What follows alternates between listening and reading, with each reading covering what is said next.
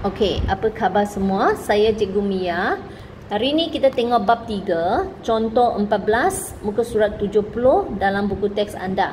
Siapa pelabur yang lebih bijak? Okey, kita bandingkan tiga orang ini. Encik Zaidi, Encik Leong dan Encik Navin. Mereka buat pelaburan yang berbeza. Lepas tu kita banding siapa pelabur yang lebih bijak. Right, tengok. Encik Zaidi, Encik Leong dan Encik Navin telah bersara. Mereka telah pencen dan masing-masing menerima wang persaraan daripada syarikatnya sebanyak 400,000. So mereka semua pun dapat 400,000 dan mereka bertiga melakukan pelaburan mengikut cara pelaburan yang berbeza. Siapa pelabur yang bijak? Okey, kita tengok. Encik Zaidi, apa dia buat? Dia membeli sebuah pangsa buri kos sederhana di Gajang. Dia beli rumah, okey, pangsa buri yang bernilai 150,000 dan menerima sewa 800 sebulan.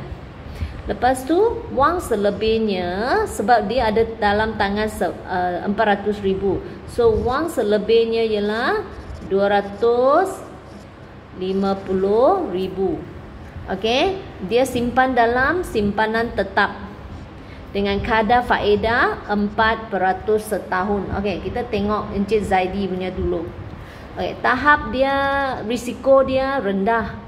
Okey, sebab dia buat FD, itu simpanan tetap, dan beli itu hartanah. So dia punya risiko rendah.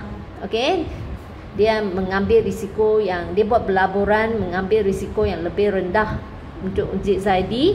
Okey, berapa bulangan dia? Okey, dia sewa 800 sebulan. So kalau untuk 1 tahun dia dapat 9,600 untuk sewa. Lepas tu dia simpan duit sebab ini dia 150,000 dia beli hartanah, pangsa buri untuk dapat sewa ini. Dan yang selebih ini dia simpan dalam FD, dalam bank, simpanan tetap 4% kadar faedah, dan dapat pada lepas 1 tahun dia dapat 10,000. So jumlah dia ialah 9,600 tambah 10,000, iaitu jumlah pulangan dia ialah 19,600 per, ini asal duit yang dia ada. Okey, duit asal dia yang dia ada 400,000 darab 100%, sebab kita nak cari per ratus. Kita dapati nilai pulangan pelaburan dia, return on investment. Okey, pulangan, keuntungan dia, peratusan dia ialah 4.9%. Okey, kita tengok Encik Leong. Encik Leong melaburkan semua 400,000 dalam syarikat manis dengan membeli saham. Dia beli saham dengan RM2 seunit. Pada tahun tersebut, syarikat itu mengisytiharkan dividen sebanyak 8%. Dividen ialah macam faedah dalam bank lah, tapi untuk saham kita guna perkataan dividen. Okey, tengok berapa yang dia dapat untuk, tapi ini adalah yang lebih tinggi risiko dia, sebab kita tak boleh jangka saham itu boleh naik ke turun. Okey, itu bergantung kepada keadaan ekonomi dan prestasi syarikat tersebut. Alright, so dividen dia ialah 8% darab 400,000, sebab dia melaburkan semua duit dia. 400,000 darab 8%, dia dapat 32,000 untung. Okay, so return on investment, nilai pulangan pelaburan dia ialah 32,000 daripada asal. Semua pun mesti daripada asal 400,000 darab 100%, sebab kita nak tukar dia jadi peratusan. Kalau kita tekan kalkulator, kita dapat 8%, lebih tinggi daripada Encik Zaidi. Okey, tengok Encik Navin pula. Dia menyimpan 200,000 iaitu separuh dalam akaun simpanan dengan kadar faedah 1% sahaja.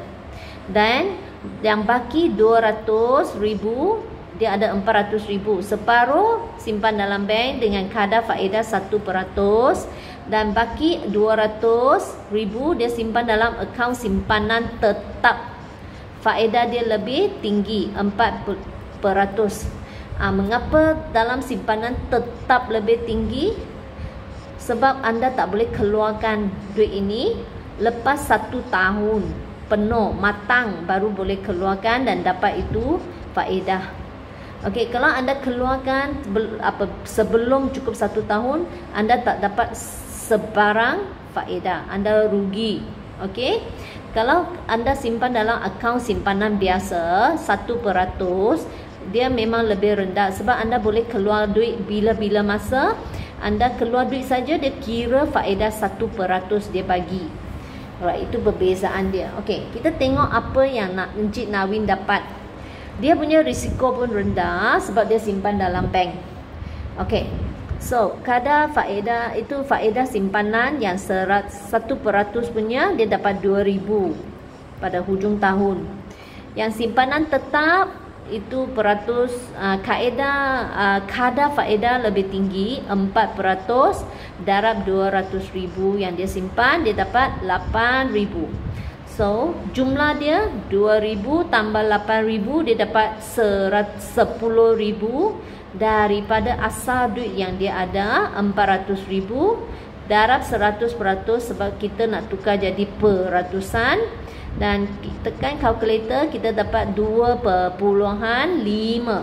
Encik Nawin punya adalah paling rendah di antara tiga orang ini. Okey. So, Encik Leong melupakan pelabur yang bijak kerana nilai pulangan pelaburan beliau adalah tinggi berbanding Encik Zaidi dan Encik Nawin. Dalam contoh ini, Encik Zaidi, Encik Leong dan Encik Nawin masing-masing menggunakan modal yang sama, 400,000. Kepekesanan pelaburan mereka boleh juga dibanding dengan jumlah pulangan masing-masing untuk tahun tersebut. So, siapa punya pelaburan lebih berkesan, lebih bijak? Kita boleh banding dengan mereka dengan duit yang sama, tapi kesan dia tak sama. Tengok di mana anda melaburkan duit. Tapi Encik Leong dia dapat pulangan yang paling tinggi, tetapi itu adalah tahap risiko yang tinggi sebab harga saham bergantung kepada keadaan ekonomi. Bila ekonomi tak baik, selalunya harga saham akan jatuh.